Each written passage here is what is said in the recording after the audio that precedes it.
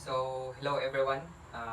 This is the continuation of identifying learners with difficulty of hearing, no? Kaya na-discuss naman ni Glory Jane ang body, ang introduction. So, diri ana ta sa identifying learners with difficulty in hearing. So, in identifying learners with hearing problems may be challenging for parents, and not also in parents but also to our teachers. It can be mistaken as another problem and may be misdiagnosed. So, especially if hearing loss is in unilateral, or it can undiagnosed, no, and thus may affect students' learning. So, in difficulty of hearing is challenging kayo na siya sa mga parents and also to the teachers, because we cannot identify if the child is having difficulty of hearing or having a loss of hearing. No, kay basin makaingon lang ta nga dili lang siya interested maminaw, or na lang siya ilain ginabuhat nga nga layo sa imuhang sa imong mga activities as a teachers nga imong gipabuhat. Like for example nga nag-discuss ka while ang bata is dili siya maminaw. So, na yung mga possibilities nga ma-misdiagnose na to na siya for the teachers but and also to the parents. So, it is better to madala ang bata sa mga expert if unsa gyud ang tinuod niya nga let's say disorder or mga iyang gibati. So, I have here the signs that a child has hearing problems. So, number one is speech problems. Some of the speech problems which can be due to hearing difficulty are inability to say words. No? Inability to say words correctly. Dili niya ma-produce ang words, or dili niya ma-pronounce ang words correctly. So, delay in language, no? Delay in language learning and communication. So, affected sa ang pasok sab siya diri if you are having a difficulty of hearing, pasok sab si learning and communication. It's just because if you are communicating another person, no? You are having a conversation and you are having hearing difficulties, dili mo magkasinabot, no? And that's because of you are having a hearing loss.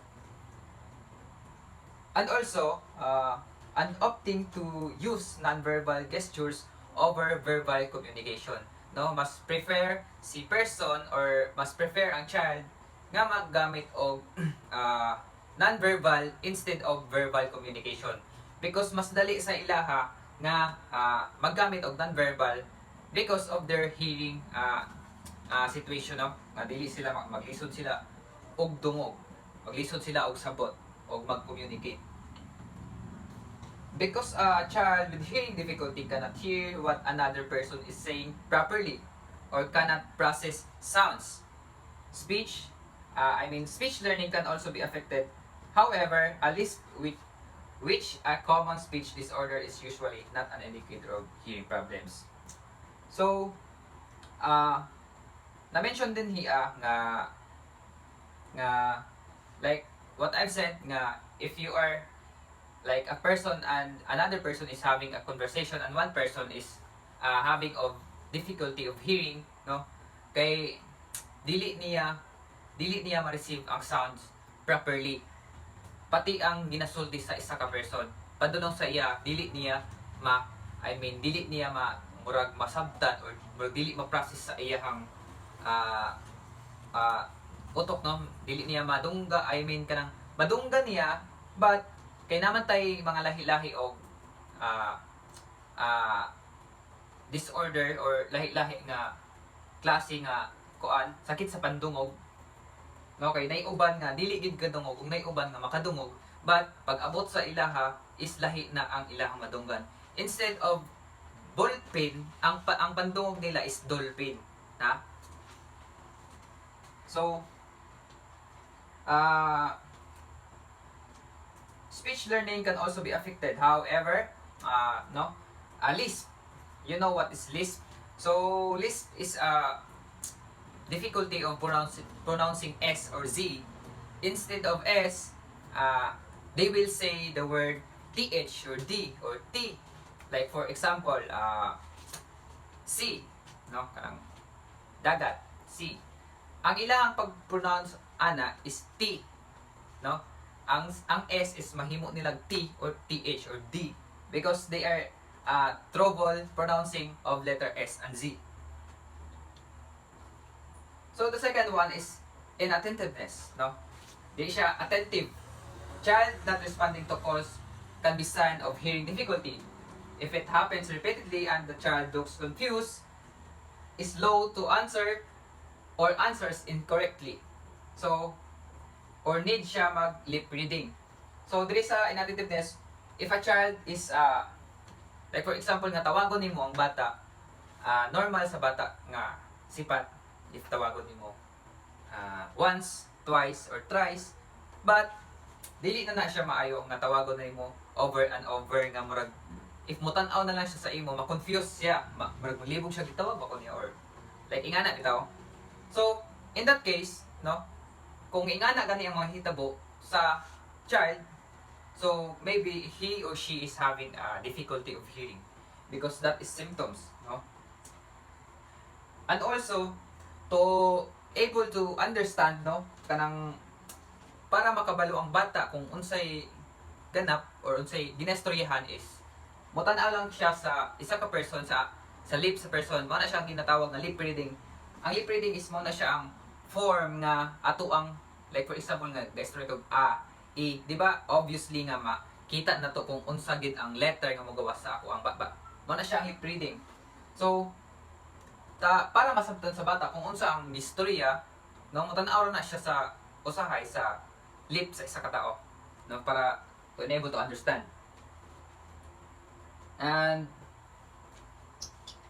the next one is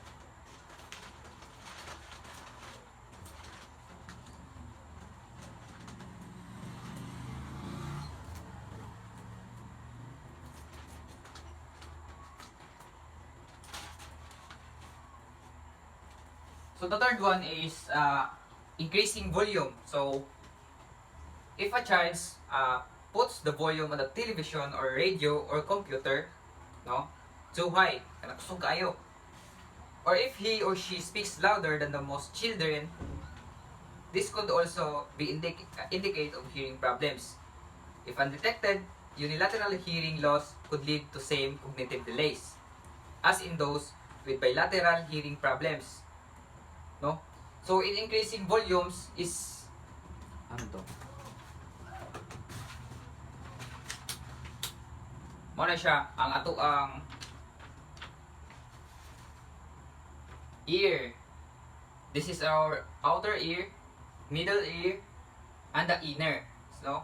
And this is the sound waves kung makita ninyo.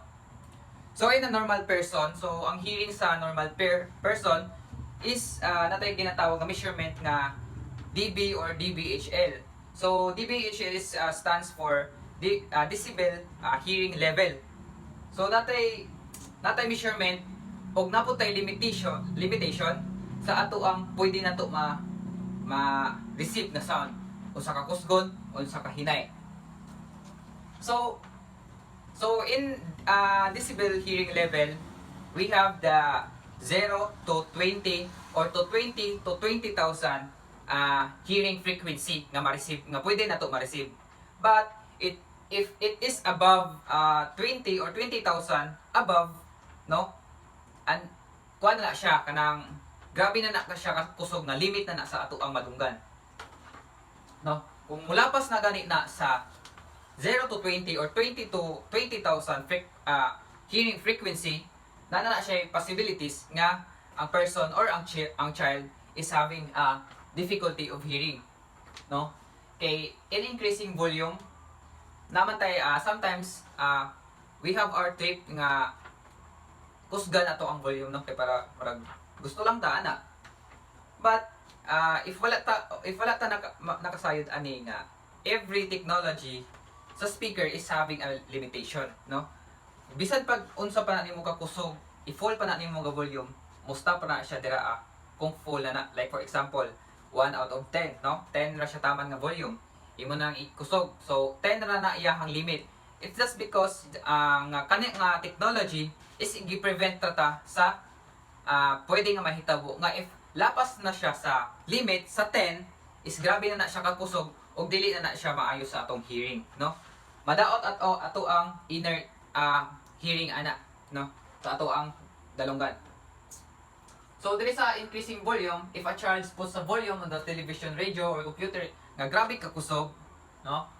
Or he or she speaks louder, no? Mao na punta siya ang mga signs of having a hearing loss or hearing difficulty, no? O the fourth one is not following directions. Children with hearing difficulty may have difficulty in language, leading to confusion, difficulty following directions, and difficulty expressing themselves.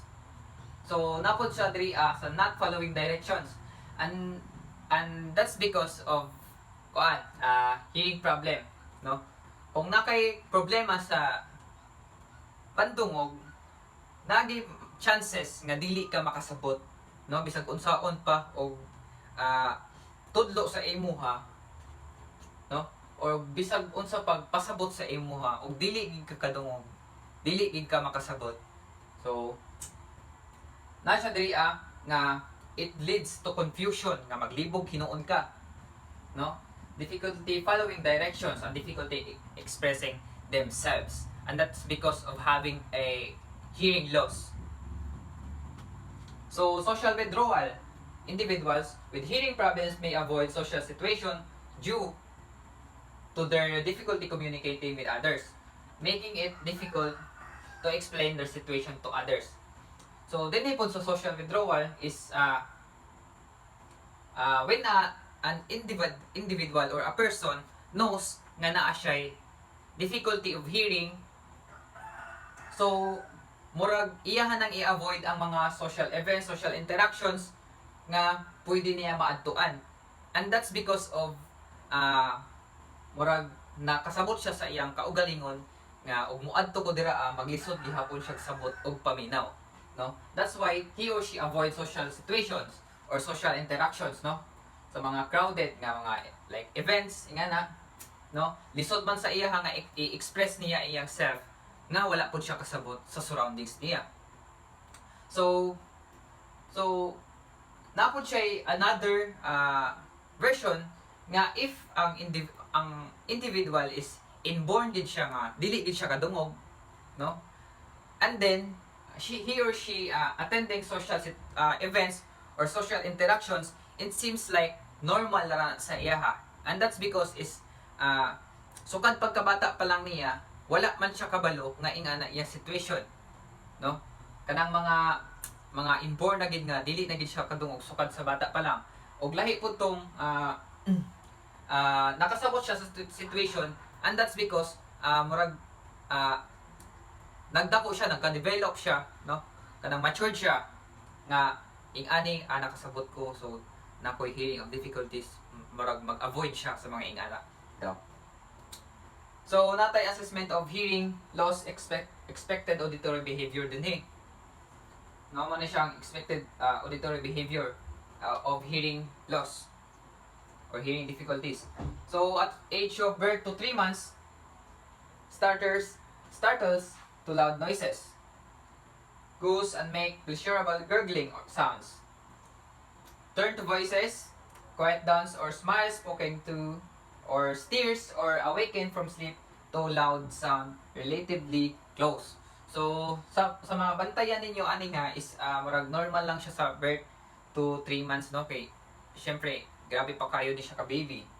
normal lang din nato siya nga makita sa baby gyud, sa mga lihok sa baby. So there is a age 4 to 6 months is engages in vocal play when alone, gurgles, bubbles with speech-like sounds, turn eyes toward direction of sounds.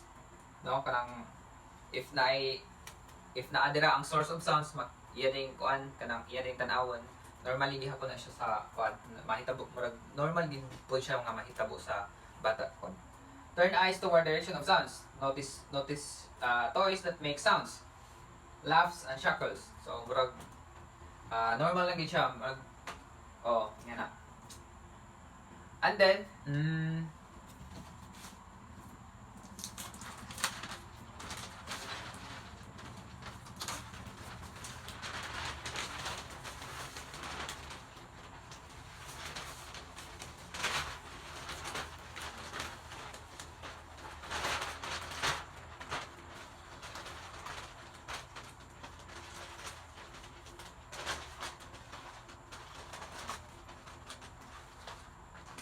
kita ba ninyo dira?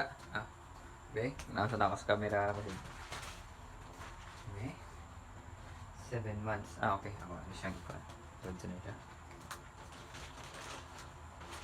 So dali, ako na siya. Dani is 7 months to 1 year na siya. No? Pilit din akong galonggan dahil. Dira. Kuan. Design ba? Ano to siya guys? Ito ang muna siya ang sound waves the same time na ang outer ear, middle ear ug inner ear, no? Dili na siya dalonggan diretso nga literal nga kanang kuan gyud napod na siya mga middle ug inner ug outer para ma-receive na to ang sound waves, no? Og maka-receive ganita og sounds nga grabe kabanha kaayo nga marag wa taga expect nga ing ana gid kabanha siya, no? Na mga possibilities nga makadaot gid siya sa ato ang dalanggan.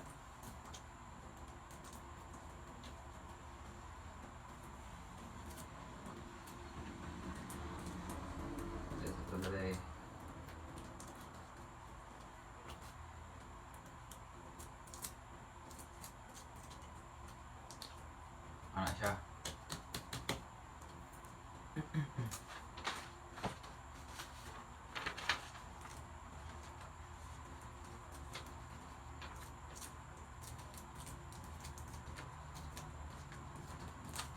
No? Dapat may mga another questions about signs of hearing loss.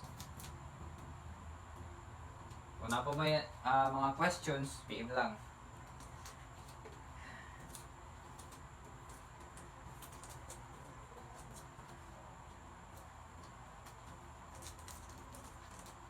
PM lang. So, mo to siya. Balikan ako sa sign of hearing loss na siya'y misunderstanding people, no? Ma-misunderstand niya ang dapat niya nga ma-receive nga kana dapat nga point is malahi sa iya, no? Ma-misunderstand niya. Turning the TV or radio up na usog kayo nga volume, no? That's also a sign of hearing loss. Also the cannot hear high pitch sounds, no? Kana mga tag-as ta kay nga mga pitch sounds, no? If you are kanang perfect pitch, kabalo ka sa mga kinds of pitch sa sounds, no? Na mga notes. If kana gani nga taas na kay nga high pitch, unya dili pa na madungog sa isa ka child or isa ka person, that's also a sign of hearing loss, no? Also asking people to repeat themselves, no? Pabalik-balik og storya, pabalik-balik og pangutana, bisag giingnan na ikanapulo, wala gihapon siya kasabot because of that's a sign of hearing loss na siya problema sa iyang pandungog. Also speaking loudly, no? Kanang magstorya gani nga bisag inga nila ka distance or inga nila siya kaduol sa kuha, musinggit na siya or musingka na siya, no? Dili na siya normal, no? So that's also a sign of hearing loss. Kanang bisag unta nga ihong-hong na lang niya, isinggit niya, mana siya. So,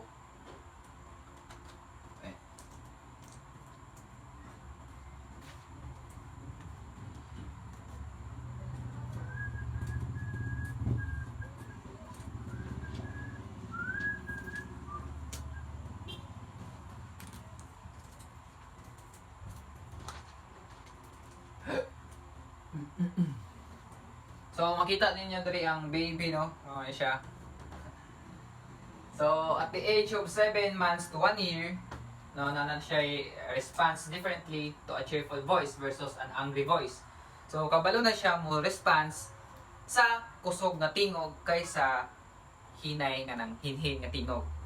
So if mahitabo kanina nga sa baby nga kusog imong tingog nga kanang murag nasuko, if nga I mean ma-identify na niya if kanang like just for example nga masuko ka in front of child, no, kanang gaedad og 7 months to 1 year is murag mabantay nimo nga malisang siya, mo nang dili dapat ta mag kanang singgit-singgit in front of kanang baby kay sensitive pa kaya na ang ilang pandungog. Response to music or singing, no? Kabalo na kung siya mo response, music, and singing. Vocalized emotions, babbling acquires inflections and contains short and long group of speech. No, sounds, muna siya mga basic na mga simple words like tata or dada, yan na. Tries to imitate the speech sounds of others, no? Mga ginatry niya nga sundugon ang mga sounds nga naa siyang palibot, no? Yang sumay-sumayon, pero dili niya mao nga pagkagawas kay dili pa man siya kalitok. Third said in the direction of the source of sounds. Motong gingon sa ganiha, if na dira ang source of sounds, mundingi din na siya diri, so dali na niya mabantayan because sensitive pa kay ilang pandungog. Causes activity when parents' voice is heard. So, response to own name and requests such as want more or come here, you know, mga basic na mga ingana nga ali diri, ali or ana, use few words or mama or dada or dogi yan. Mga dada or mama. So, pure geometry.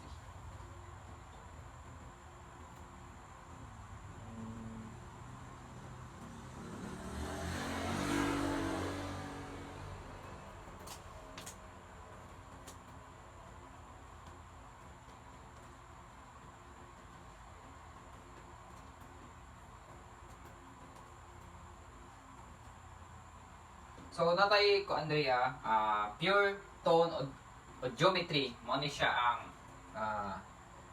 assessment, no, sa mga naay having kanang naay mga diferensya sa pandungog na mga assessment. Natay pure tone o geometry, speech reception, and also the geometric techniques. So pure tone o geometry is it is used to assess the hearing or older children and adults by determining how loud sounds at various frequency must be for one to hear them, no? Ilahang i-assess bata man or matiguang, no, kay lahi raman jud siya sa bata o sa tiguang, no, kay na yung mga possibilities or na gini mga usahay nga if magkaedad na gid ka mura magkawala na imo ang no, sense of hearing. Murag di na kayo kakadungog. Unlike sa mga youngers nga mga sensitive pa kayo pandungog, no? Mga pa kayo, healthy pa kayo. Napod siya mga assess nga pagbuhaton ana to measure if asal na lang taman ang imuhang pwede madunggan. Also, an geometer is used, which is an electronic device that generates pure tones at different levels of intensity and frequency. The results are the plotted in the audiogram. No, mo to siya nga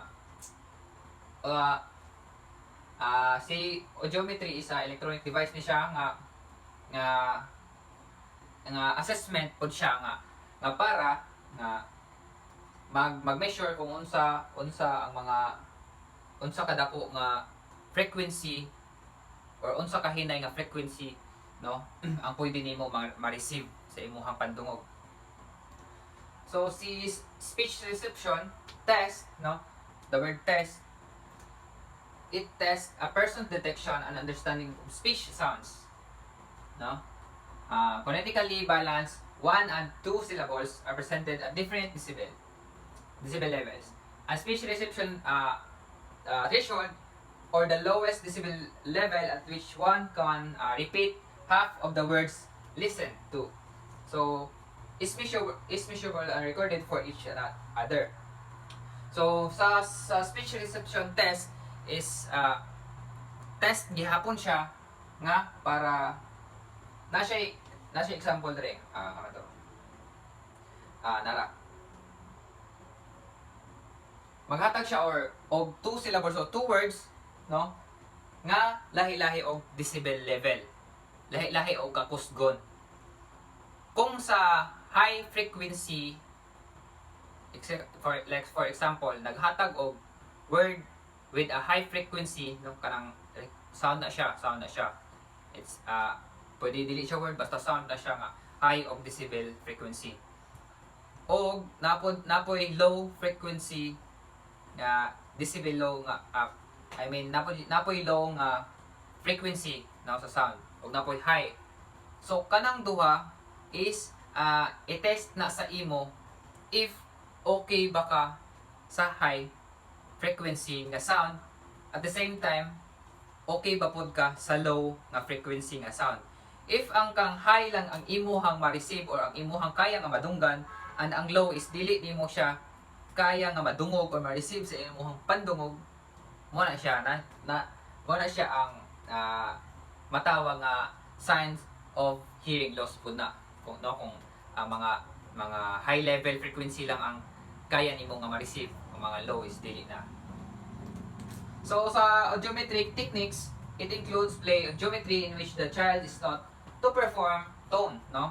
Operant conditioning audiometry. So mura siya gingani gyapon nga sa first assessment, so sa audiometric techniques. Nala siya includes nga murag mga tricky nga assessment, no? Na includes play audiometry, no, in which child is taught to perform simple but alternative distinct of activities, no? Nani siya mga different kinds of activities included of sounds, no? Kaya mo magid ni ang purpose sa kaning nga mga assessment para ma-measure og asa gid og unsa gid ang condition sa imo ang hearing. Okay, next is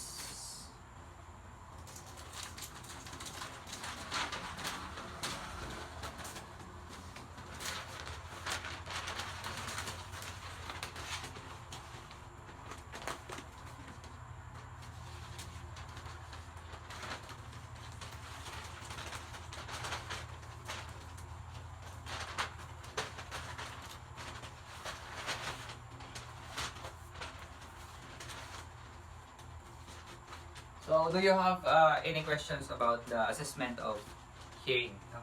Itong mga assessment sa pag-measure sa imong pandungog. Kung naapi, lang ihapon. So,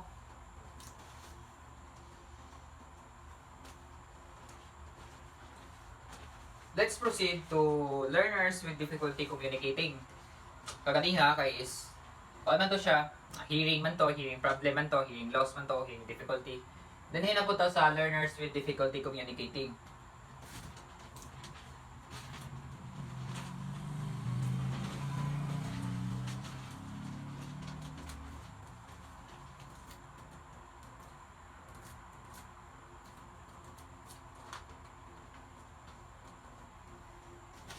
Time check 9:55 PM.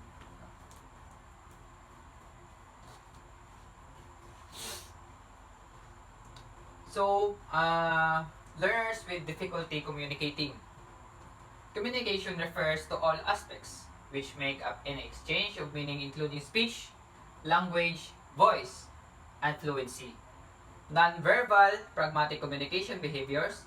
It is the interactive exchange of information, ideas, feelings, needs, and desire. So, no, kanisi communication is refer ni siya sa kung unsa ang pagbayloay ninyo og ideas, no, communication. Also the language and the voice. So wa kay voice, you cannot able to communicate verbally, no. Speech, also exchange of information, ideas, feelings, needs and desires. So natay elements of communication diya. The one is the message, no? Message. Sender, the second is sender, or the one who expresses the message. So, nalowbat ang cellphone. Wala akong i-charge. So, balik ako sa learners with difficulty communicating. Dili na to sa communicating because manata move on na to sa hearing difficulty. So, communication refers to all aspects which make up an exchange of meaning including speech, language, voice, fluency. Non-verbal, pragmatic communication behaviors. It is the interactive exchange of information, ideas, feelings, needs, and also desire. So, to able to be, to having a communication or to communicate, no, natay aspects, no, any aspects dili So that nga magkasinabtan na ita, maka-interact ta, no, communicate ta sa another person. Including diri ang speech, also the language, no, and voice. So we cannot communicate verbally when wala tay kuan, wala tay voice, no. So also the fluency and also the exchange of information, no, exchange of ideas, feelings, and needs and desires. So we have here the elements of communication. Number 1 is message, no. Number 2 is the sender or the one who expresses the message. And number 3 is a receiver or the one who responds the message. So normally, if you are receiving a message, no, nagit tay response or mo response ta balik sa message.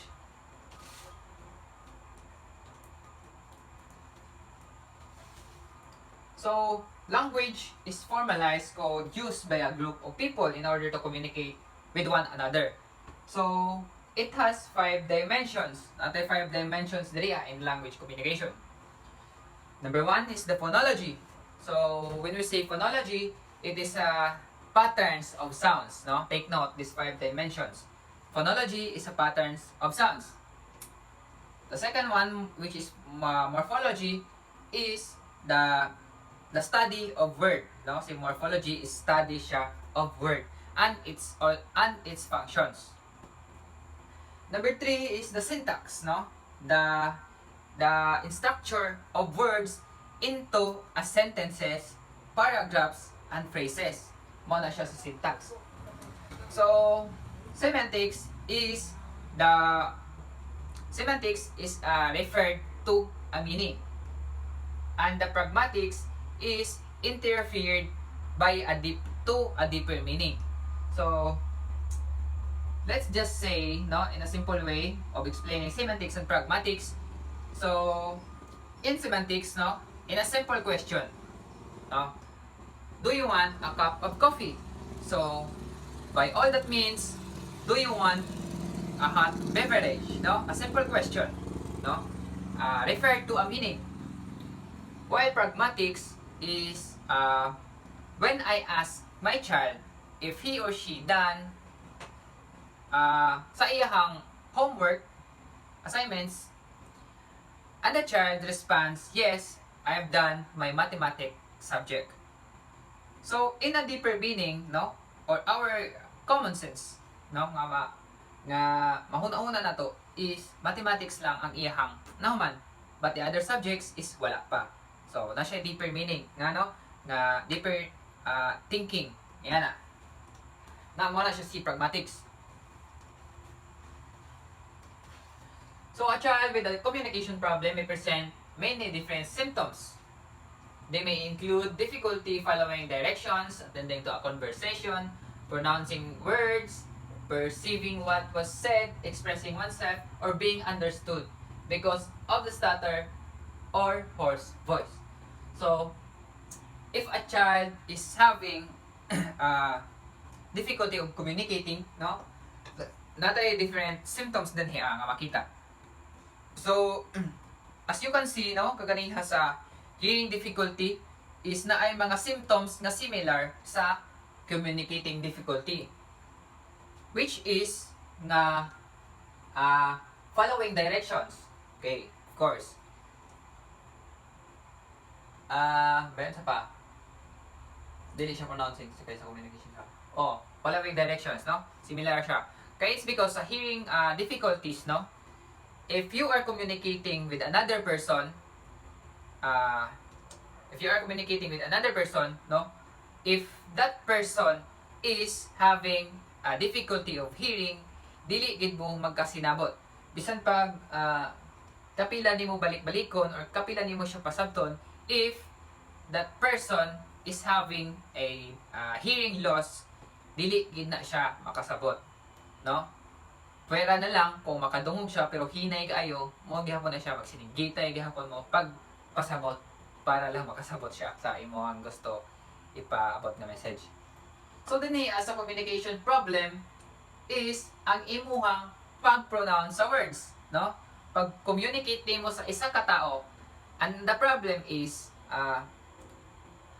when you are trying to say or you are expressing or nakaiingon sa isa ka individual, no? You are communicating with another person and you are having a difficulty of following directions, no?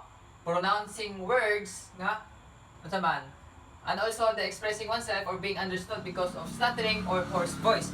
Nay mga extra nga mga words nga maingon nimo or mabulol ka or naay mga additional words nga madugang sa imong gusto ingon, no? That's also the symptoms of communication, no? The communication problem. Ba siya?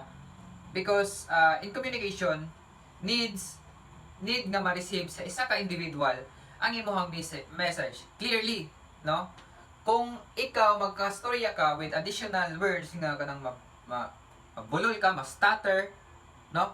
Or nay mga extra nga sound nga mogawas imong ba o kalit, maglisod og sabot si kaistorya nimo, no? And that's because of communication problem, no? Symptoms na siya. So natay ginatawag diri nga dysarthria. Correct me if I'm wrong. Dysarthria or dysarthria, no? Or THD. So muna siya, dysarthria is disorder, no? Is where you have difficulty speaking because the muscle you use for speech are weak, no? Because sa ato ang pagstorya, no? Dili lang man ta basta-basta nga healthy ta physically, no? Napunta yung mga inner nga organs nga ga-produce nga para makaproduce ta og sounds. And if that organs is weak, so that is a big problem, no? Maglisod ka og maglisod ka og speaking or you cannot express yourself, no? Dili ka maglisod kag storya because your internal organs is weak, no? Para mag-produce og sounds. Muna siya si dysarthria disorder. Okay. So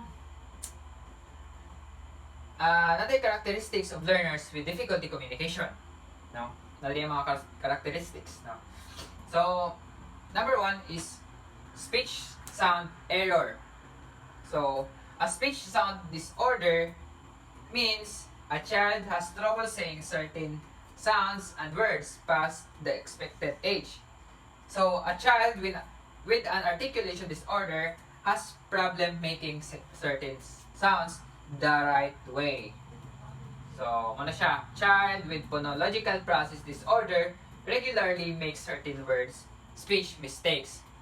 So in communication di is na siya klase-klase na disorder, no? Na siya klase-klase nga communication disorder. So then it's a speech sound error is ang problem niya is maglisod siya og ah, produce sa mga uban nga sounds pero dili niya kaya maingon. So kung maingon man gani na niya, naa siya mga errors, no? That's why it is speech sound errors, no? Disorder ni siya. Naputay ginatawag nga articulation disorder nga may sugot nato later. Next. Ay.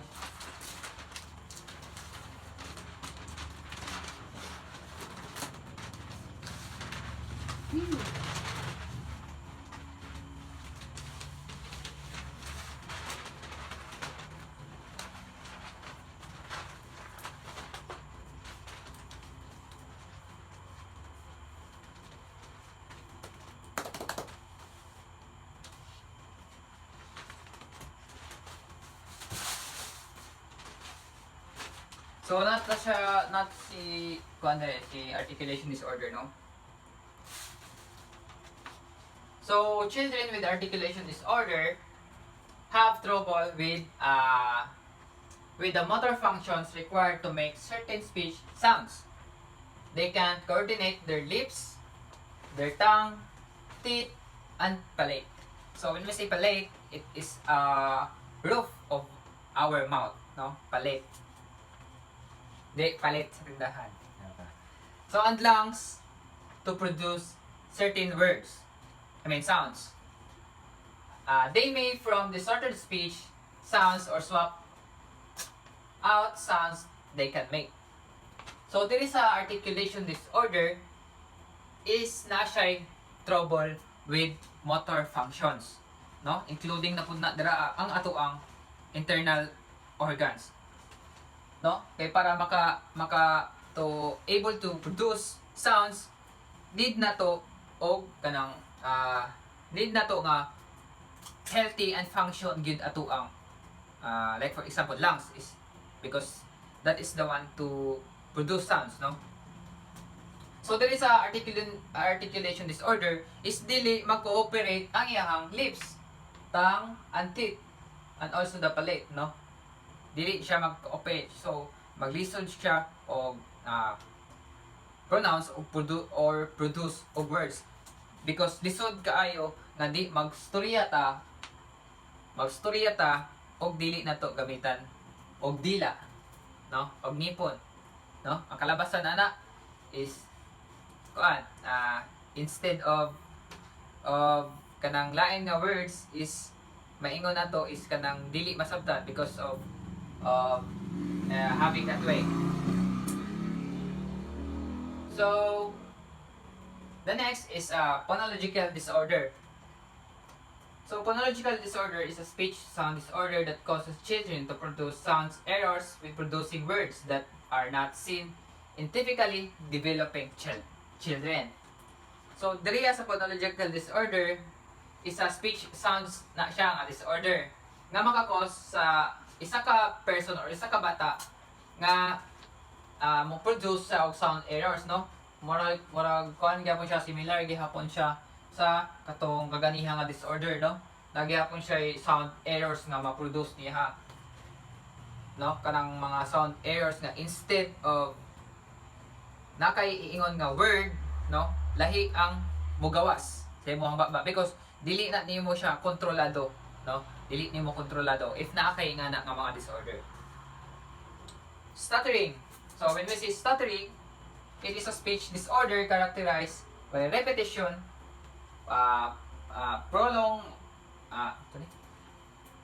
prolongation, and lapse, which prevents an individual from producing a normal flow of speech.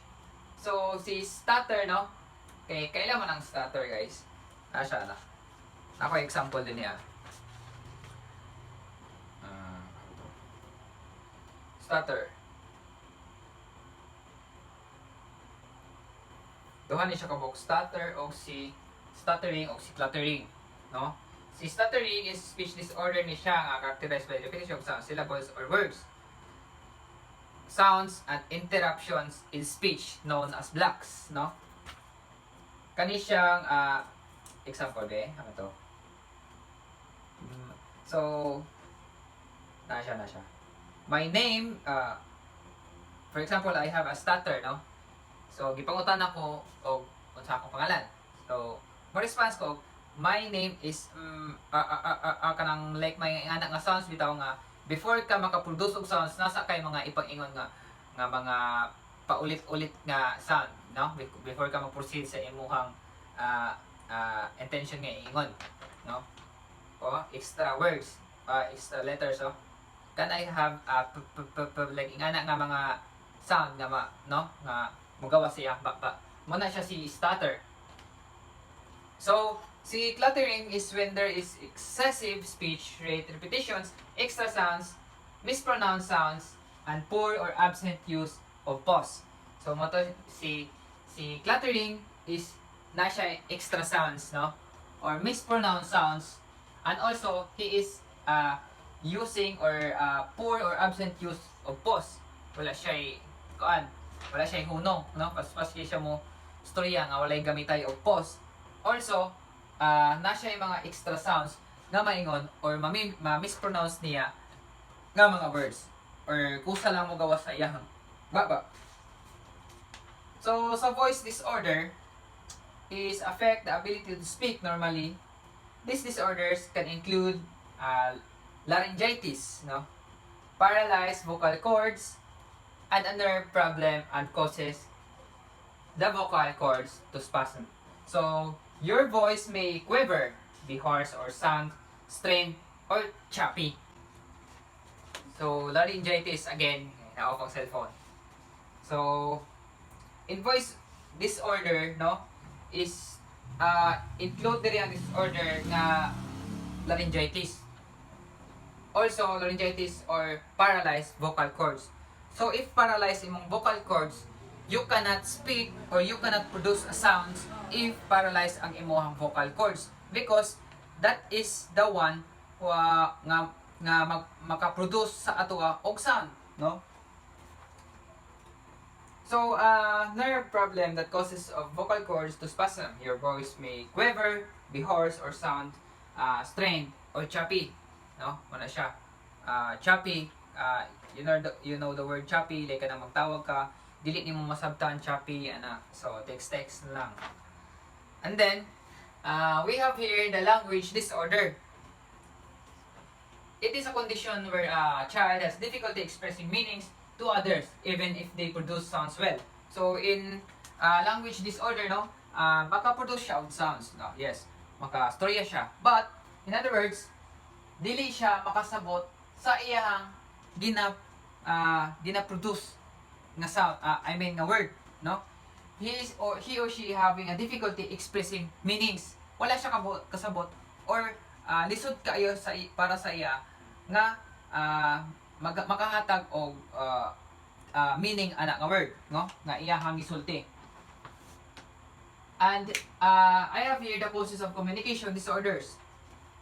So, number 1 is aphasia. So, when we say aphasia, it is a language disorder caused by damage in a specific area of the brain. So, take note, kung siya si aphasia, disorder ni siya. It is caused by damage in a specific area of our brain that controls language expression, comprehension. So, if our brain kay naa siya part nga na-damage, so in a medical, kung ano na siya, no?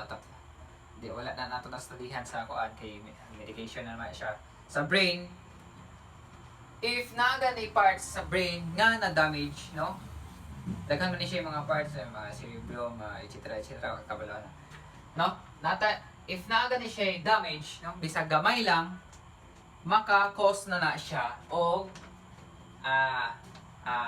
communication, no, difficulty in communication because our brain is producing, no, mo na siya ang ato ang murag sa computer is mo na siya ato ang central CPU kumbaga, no, mo na siya atong ang utok.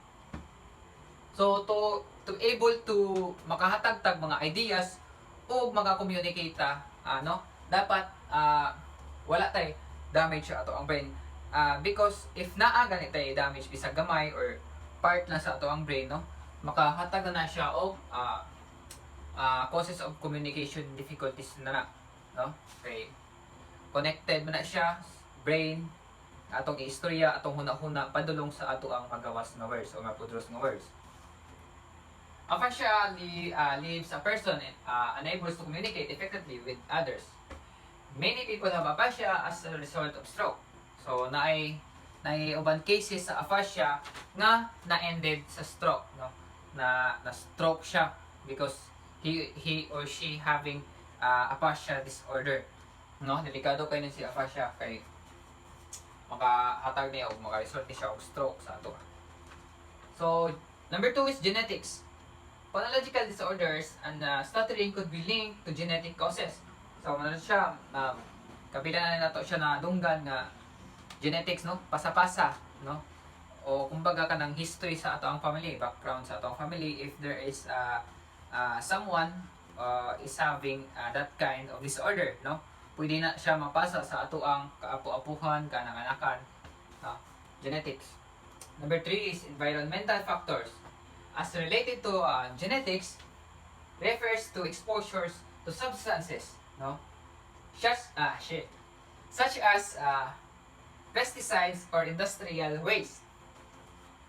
Where we live or work behaviors, so such as smoking or poor diet that can increase an individual risk of disease or stressful situation, such as racism. So, then he has environmental factors is causes po niya of communication disorders. Like for example, if napalang ka sa tiyan sa imuhang mama, and then your community or your surroundings is toxic kayo, like pirmi ka makasimot o kanang aso sa mga factory or kanang aso smoke, no? Or you are having or you are drinking alcoholic or kanang poor diet, no? Dili siya healthy, no, para sa isa ka buros. And that's why that's also the causes of having a communication disorders, no? Mo result sab na siya buhod og ingana ang environmental nga imong gipuy-an, no? And then last,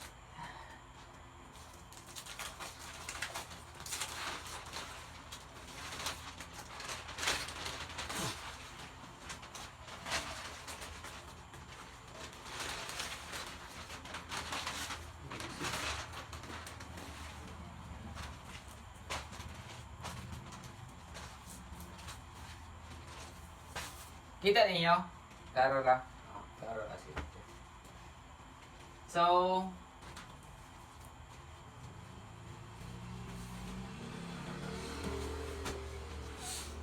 identifying learners with difficulty communicating. So, diri na to ma-identify ang mga learners nga naay difficulty of communicating. So, number 1, so the first is the case physical examination. The child's history is documented. Biographical information as well as milestones of child's development is asked from parents, and the specialist does a physical examination of child's mouth in order to find whether are irregularities in the tongue, lips, teeth, or palate, or other structures that could affect speech production. So, dinihiya is moto siya, no? Connected siya sa genes.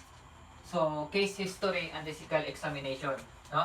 Dili agi indicate nga if ang child is having a history, no? History or background history, no, sa iyang family, if he or she is having mga kaparentihan kanang anak nga mga disorder. And because of that, no, may possibilities nga napasa di siya sa child. And also, the specialist does a physical examination, no, para mahibaw-an niya pag mag-assess o kanang physical examination, no, para ma-determine niya kung unsa gyud ang tinuod nga nahitabo.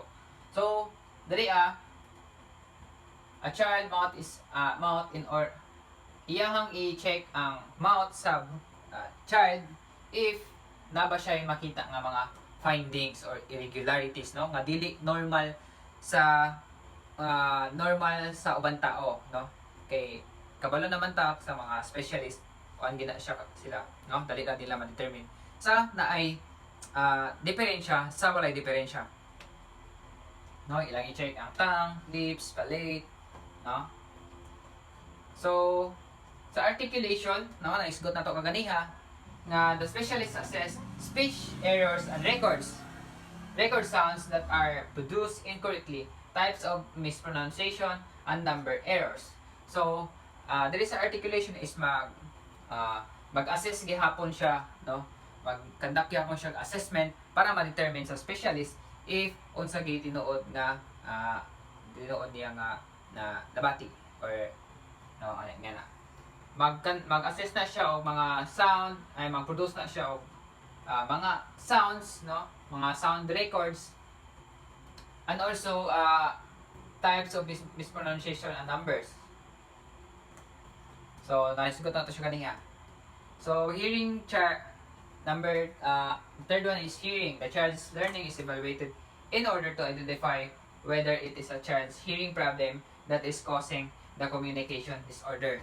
So sa hearing, no, nahisgot na to siya ganiha sa hearing if you are communicating with another person and you are having hearing difficulties, no, most of na siya ang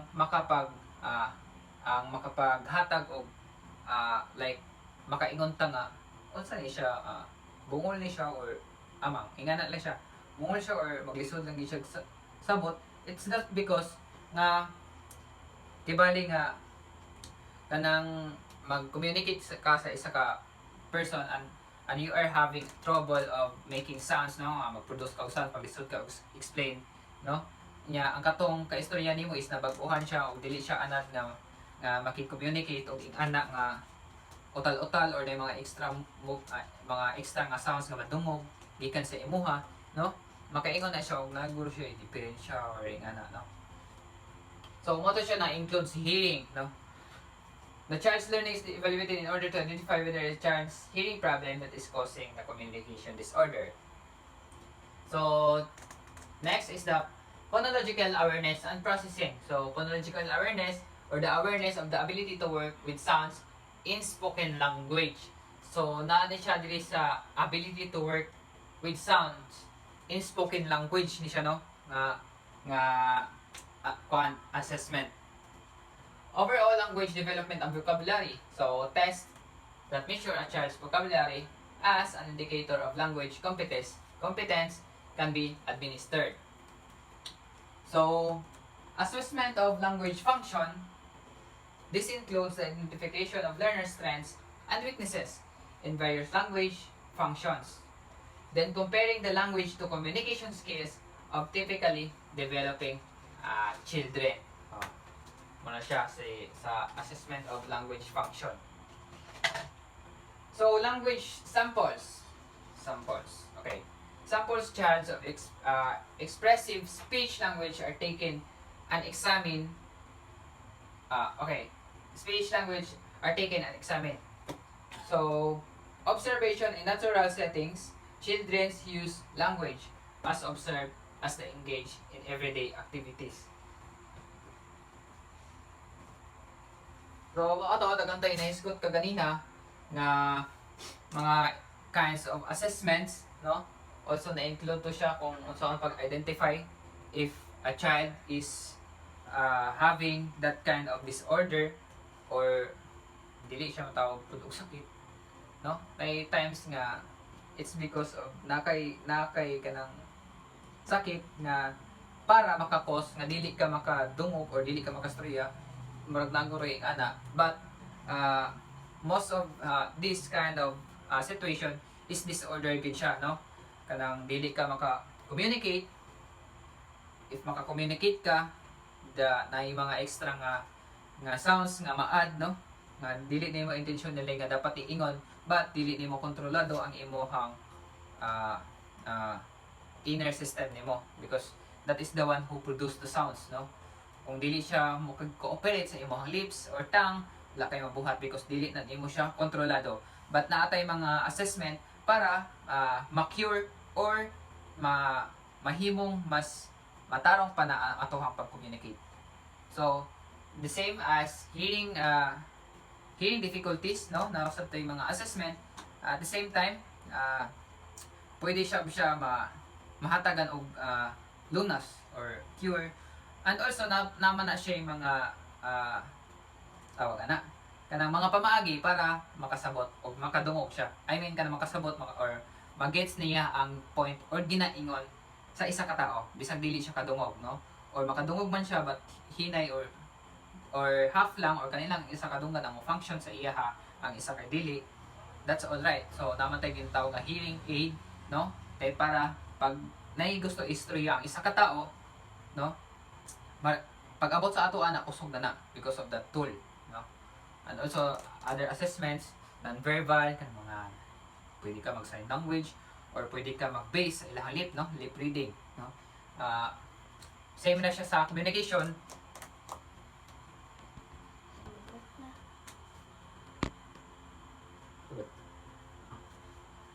Same na siya Same na siya sa communication. Nga nagyapon siya yung mga assessments. At pwede po siya mahatagan o mga pwede mga possibilities nga maka-communicate ka or ma-express nimo ang imong gusto ingon. I think that's all, and if na may mga questions, no? PM lang gyud. I-PM lang ninyo. Okay, sige. And then mo to siya the hearing, no? Hearing difficulties and communication difficulties, no? Ano siya ang resulta sa sa kanang communication. Communication, no? Example siya sa communication magyapon ni siya, no? If you are having a difficulty of communicating, no? Dili ka maka-interact, no? Sa mga people, dili nimo ma-express or dili nimo ma-istorya ang imong gibate, it's because of na kay disorder. So if healthy ka, and also nga nindot ang imong panglawas, healthy and mentally fit ka, no? You can able to na communicate with others. Ayan niya. Communication yapon na siya. Na siya. Napa. Siya. Kung ka-question mark siya, kay wa siya kasabot. Yan na siya. Sa communication. It's either ga-question mark siya, kay wa siya kasabot, no? Na i-question mark dili, kay wa siya kasabot. Or, ga-question mark siya, kay wala siya kadungog. Yan, no? Pwede na siya ma-question mark because wa siya kasabot sa imong gisulti, sa imong gi-communicate sa iya. And also, ga-question mark siya because dili ka kadungog, no? And I think that's all of chapter 3, no? Moto siya, si characteristics of katong seeing, hearing, and also the communicating. I think that's all. Thank you. God bless.